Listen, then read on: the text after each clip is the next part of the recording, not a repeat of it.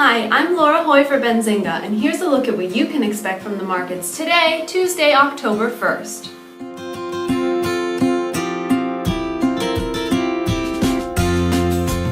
Republican-led House and the Democratic Senate were unable to come to an agreement on Tuesday night, which left the government with no choice but to shut down for an undetermined period.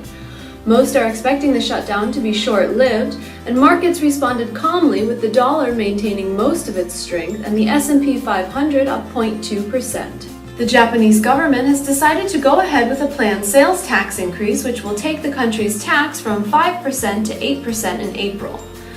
It will be the country's first sales tax increase since 1997 and will come alongside a stimulus package expected to be worth 5 trillion yen. Silvio Berlusconi could face some obstacles in his efforts to topple the Italian coalition government.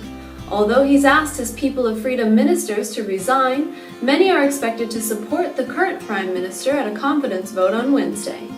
Despite recent progress on Iran's disputed nuclear program, the Israeli prime minister has called on the U.S. to impose tougher sanctions. Israel wants Iran to completely dismantle its nuclear program, while the U.S. has taken a softer stance, saying Iran can maintain some of its nuclear facilities so long as they're subject to inspection to verify they're being used only for peaceful purposes. As expected, the Reserve Bank of Australia decided to keep its interest rate unchanged at 2.5%.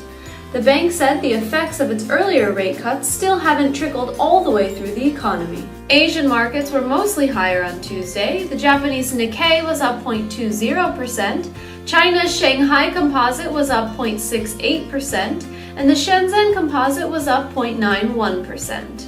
Hong Kong's Hang Seng Index suffered a 1.5% loss. European markets were up across the board on Tuesday, with the exception of the UK's FTSE, which was down by 0.21%. The Eurozone Stock 600 was up by 0.33%, and the Spanish IBEX was up by 0.72%. Italy's MIB had the largest gains, up 0.97%. Energy futures suffered on Thursday. Brent futures were down by 0.35%, and WTI futures lost 0.19%. Gold was up by 0.35%, and silver gained 0.33%. Industrial metals were up across the board, with zinc posting the largest gains of 0.58%. In currency markets, the euro gained 0.13% against the dollar, and the yen was up 0.40% against the dollar. The pound gained 0.33% against the greenback. JCPenney gained 1.08% in pre-market trade after losing more than 28% in the past week. H&R Block was up 1.13% in pre-market trade after losing 0.93% in choppy trading over the past 5 days. Nike continued on its high after releasing a better-than-expected earnings report and gained 0.69% in pre-market trade.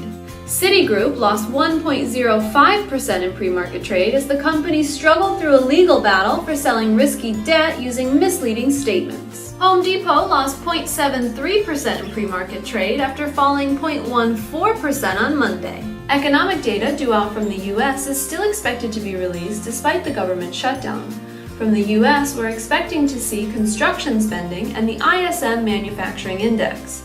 Other notable economic releases from around the world include Eurozone unemployment and manufacturing PMI, Korean CPI, Italian, French, Spanish, and German manufacturing PMI, and Germany's unemployment. And that's it for today's Market Primer. I'm Laura Hoy for Benzinga, wishing all of you good luck on your Tuesday trades.